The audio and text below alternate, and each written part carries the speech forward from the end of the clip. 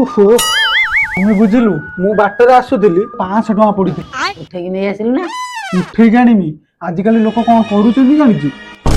ପଇସା ପକେଇ ଦଉଛନ୍ତି, ସିଏ ଯଦି ଉଠେଇକି ଆଣିଲା ତା ଦେହରେ ଗୋଟେ କଣ ଅଠାଳିଆ ଲଗେଇ ଦଉଛନ୍ତି, ତାକୁ ଆଣିକି ଶୁଙ୍ଘି ଦେଲା ପରେ ତୁ ବେହୋସ ହେଇଯିବୁ, ତୋ ପଇସା ପତ୍ର ବି ନେଇଯିବେ, ତୋ ସୁନା ଗହଣା ନେଇଯିବେ, ଆଉ ତତେ ବି ଉଠେଇକି ନେଇକି ମର୍ଡର ଫର୍ଡର କରିଦଉଛନ୍ତି।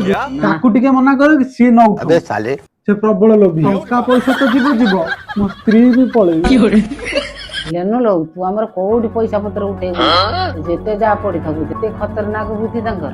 ହଁ ତମେ ଠିକ କହିଛ ଯେ, ହେଲେ କଣ ମୁଁ ଏତେ ବୋକି ମମି? ମୁଁ ହାତରେ କାହିଁକି ଉଠେଇବି? ମୁଁ ତ ଗୋଡରେ ଉଠେଇକି ମୋ ଜୋତାରେ ପୁରେଇ ଦେବି, ସିଧା ନେଇକି ପଳେଇ ଆସିବି, ଘରେ ଆଣିକି କାଢିବି।